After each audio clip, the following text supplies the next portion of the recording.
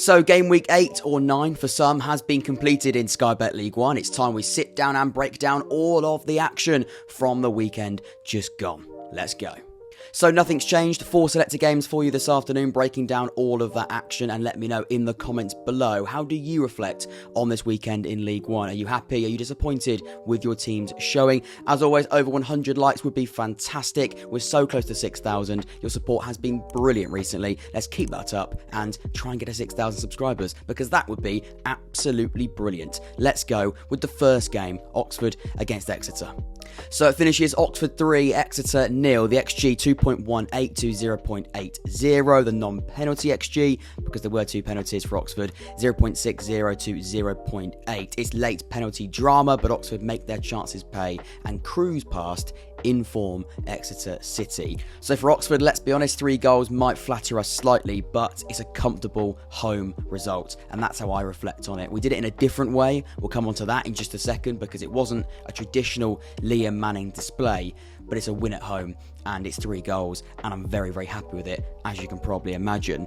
We saw the best of Ruben Rodriguez for the very first time when it comes to output. We've been saying for a long time, as a player, technically, he looks to be that creative spark that we've been crying out for in recent weeks. We needed to see a goal or an assist or both, and we sort of did. We saw a goal, a fantastic header, and he won the penalty, the first penalty, so well. We know that he's a technician. He is a technician. He's a creative output. He's a creative spark. Can we see the output? Yesterday we did, which was just absolutely fantastic.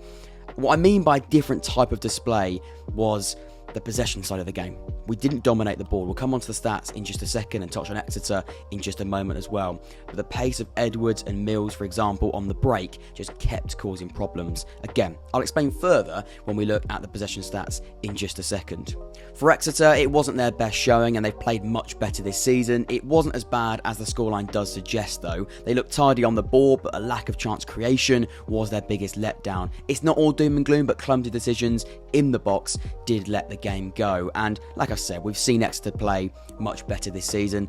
They weren't fantastic. They're struggling with injuries, as I'll come on to in just a few moments' time. And you could sort of see that a lack of focal point, again, is also emphasised when we look at some of the positions in just a second. Let's touch on the graph here, brought to you by SofaScore as per usual. A very strange graph, and not one that you'd normally associate with Liam Manning. Blue being the away side Exeter in this game, of course. Oxford weathered the Exeter domination in the second half, but showed a clinical edge when it mattered. Exeter would be frustrated with the output, considering they had so much of the ball, and when you look at that graph again, it's very blue. The height of the bars, though, are really interesting. It wasn't till, let's say, the last 20 minutes where Exeter were really knocking on the door. They had control of the game for, let's say, a good 70 minutes, arguably, but the chances and the clear-cut chances weren't really coming. Big chances, only 1 for Exeter in this game. So looking at the statistics, a classic case of Exeter being in cruise control between the boxes but not inside them. A poor ratio of shots to shots on target and a clumsy approach when defending in the area was a massive downfall for Exeter. Manning's trust to concede control but use the pace on the break shows a dynamic approach to our game, and that's exciting. It is exciting because we can win, and Liam Manning's proven at MK Dons that having so much of the ball can be very, very beneficial.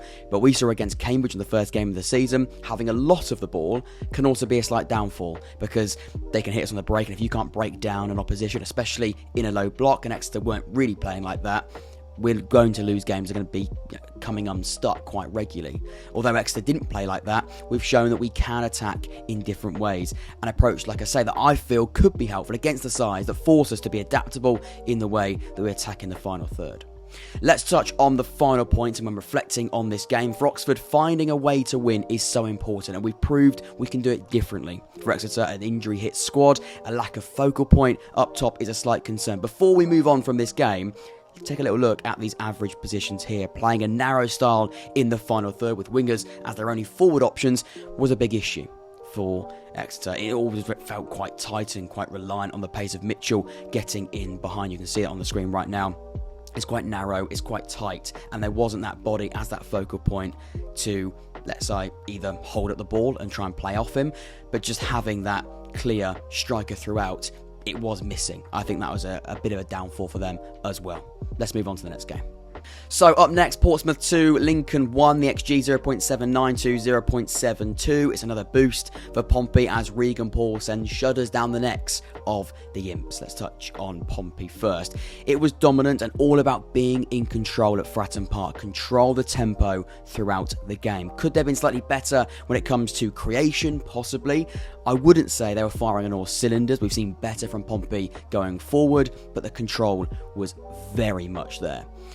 I think it's a tough game at home, and I think that's again, when you reflect on games sometimes, you can be quite harsh on teams. Lincoln at home, or Lincoln away, if you're a Lincoln fan, it's not a nice game of football, and in previous years, you feel this could easily have ended very differently. For Lincoln, I feel sorry for them. They've got a squad that is really struggling with injury. The attacking phases look quite bleak and toothless at times, but without Danny Manjoy and a single striker fit, it's no real surprise. In games like this, against this opposition, you need a spark and a moment of magic, and fitness is really, really hindering that. Let's take a look at the graph in front of you now. The dominance of the home side is clear, but it's, again, if we're being picky, the height of the bars could be improved. You can see lots of green, but they're not large spikes. There's lots of them, but they're not very tall. And of course, we mean tall being big chances across a game of football. The Messina identity is becoming clearer by the minute. Utter domination. If the chances were as free-flowing as the ease of possession, we're talking about one hell of a Pompey team right now. Let's touch on the average positions. You can see when looking at the average positions for both sides, average positions can also paint a picture when it comes to control of the game. And sometimes we look at where each player is just on a more generic basis, but you can also look at it when a whole team is in total control of the game. This is a perfect example of that. The spread of Pompey players is extremely encouraging, using the wide areas effectively, looking to stretch the play. Look at the width that Pompey are playing with. Sparks and Rafferty playing very, very high and wide as the fullbacks, but Kamara, Paddy Lane being very, very high up as well. Again, they're playing a high line and they're looking to get those players in high attacking positions, again using those wide areas well. The questions on breaking down low blocks can almost be answered here. The positional sense is brilliant, with the fullbacks and wingers finding acres of space in those areas. When looking at the stats briefly, 3 shots on target is the area of improvement for Pompey, and the XG of 0.79 could be improved. As I said earlier, they have the product to kill Lincoln off more comfortably and possibly earlier as well. A fascinating but telling stat is the number of passes both sides made. Pompey 677, Lincoln 323. A lot is made clear of this game with those numbers. Pompey want to have the ball. Pompey want to dominate the game and control everything about it. Lincoln, they had a game plan and the squad's being tested right now. When we look at the final points for Pompey, that's now 8 points from losing positions. A fantastic mentality being shown, and I think that might be one of the biggest difference. I saw quite a few discussions on Twitter with Pompey about what is the difference between a side that were top of the league last season at this point and a side that's top of the league this time. And the reason for that, and a big reason for that, or one of them, is that mentality difference and the players wanting, sounds silly because every footballer should want to win more, but this squad looks mentally stronger. They look like they're going to approach the game in a much stronger way, and we're seeing results. When they do go 1-0 down, the heads aren't dropping. They're making sure they approach the game in the same way as they would do if they were winning or still chasing a game, which is a massive, massive difference. I think confidence is a huge part of that as well. For Lincoln, that's now 3 games without a win, and the squad is being tested. They weren't horrendous yesterday, and the game plan did look clear, but the injury list is holding them back. Next up, Bolton 1, Peterborough 1, the XG 0.52 to 2.44. A certain red card did shift the game in one direction, but Partial will be kicking themselves. They didn't punish Bolton further. Let's touch on Bolton first. They had to dig deep and adapt to the Peterborough pressure that kept coming their way in that second half. We'll come onto the graph in just a second. It is very, very interesting, but very telling that Peterborough were knocking on that door throughout that second half. On face value, it's not a great performance, but sometimes you've got to change your expectations down to game state. I think game state is really important. It basically means something's going to happen, or if something does happen in a game, how does that expectation and aim and way of looking at a game differ I think a red card just before half-time is a big example of changing things after game state. That red card forced Bolton to defend for their lives for 45 minutes, ride the luck, I think sometimes, but answer any posh questions. For Peterborough, before the game, a point at Bolton is great. This should have been more. That's what I'd say. This should have been more. We'll come on to the numbers later, but the lack of clinical edge was a big downfall for Posh. Let's touch on the graph in front of you. Now, I think it's pretty clear when the red card happened, just before half-time. There's weathering a storm, and there's that display. Bolton just couldn't get a foothold with a man down, which is understandable, but interesting. The game was open in that first half. You can see both sides did have moments when looking at that momentum graph, and it looked set for a good matchup, but the reckless nature of Jones's challenge ended that completely. When looking at the stats, these numbers are only going to frustrate Peterborough fans more. 25 shots, 15 of those came in the second half. For context, Bolton managed one effort on goal after the break with 31% of the ball. The biggest issue for Peterborough when reflecting on this is only having 2 shots on target after the break. 15 total shots, only 2 on target isn't good enough, and a big problem and a big reason why they couldn't make the most of that domination. Yes, they did hit the woodwork twice, but they could have done so much more. Bolton made 30 clearances and blocked 8 shots through the game. They were defending very literally for their lives. Let's touch on the average positions, and more importantly, the Bolton average positions. I think there's more to see when looking at them. Bolton did what Everett never intends to do: play on the back foot in a low block. When we think Ian Everett, we think high line, full of the ball, lots of possession, and like I say, always intending to play forward and positively aggressive. Yesterday, that wasn't the case. Back foot in a low block. The average positions show how deep Bolton found themselves across the game. Forrester is almost playing inside his own box. Number 15, very deep, very narrow, and of course number 2, Jones, who did get sent off. It was a bit of a mess, really, when looking at the positions, but it does show how deep they found themselves, and forced to be so deep because Peterborough kept coming forward and they were playing on the front foot.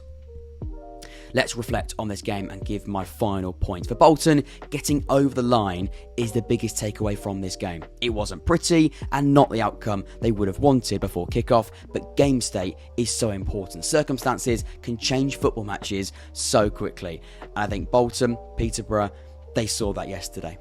Bolton were probably expecting to do what Peterborough did to them in the second half. Not because Posh are bad, but because Bolton, that's the way they want to play.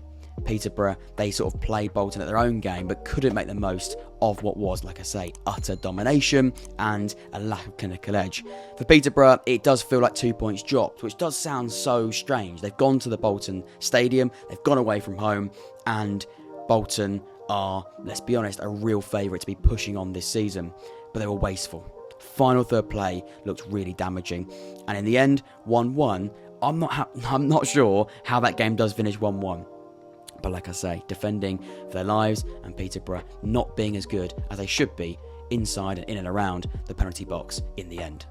So it finishes Carlisle 0, Derby 2, the XG 0.26 to 1.47, the non-penalty XG was 0.26 to 0.68. It felt like a must-win for Derby and Paul Warne, and the great away form does continue. Saying must-win after 8 games, I get it. It sounds very silly and maybe way too reactionary and way too over the top.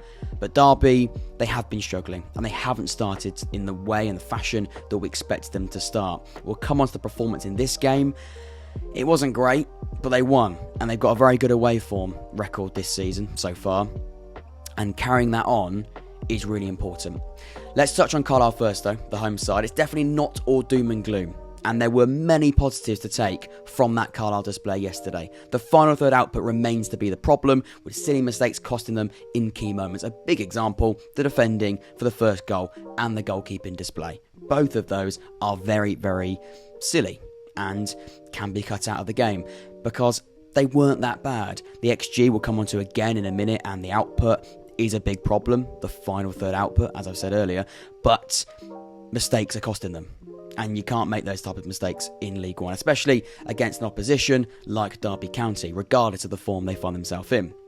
For Derby, it wasn't very attractive, it wasn't very pretty, but they won the game. And that's really important. We've also got to remember Paul Warne is not known for free-flowing football at all times. A robust nature is on the top of his list. Yesterday, I think we did see more of that. Let's touch on the graph in front of you now. The graph does visualise Carlisle's intention to cause Derby problems and almost take the game to them. As already mentioned, Derby weren't great, but took their chances and pounced on mistakes from the opposition. There's definitely more green than there is blue. The professional and experienced heads in that Derby squad found a way to win, and that's what's important. I know Paul Warne says on a regular basis in his interviews after the game they'll play much better and not win the game. I know where he's coming from. It wasn't a great, attractive win yesterday whatsoever, but finding a way to win with the recruitment in the summer full of very experienced know-how players, there's going to be a real level of importance when it comes to that.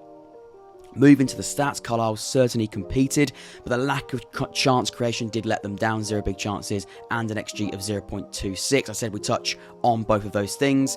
They're very low. I mean, 0 big chances is extremely low, the lowest that you can get. And an XG of 0.26, it's not a creative masterpiece, is it?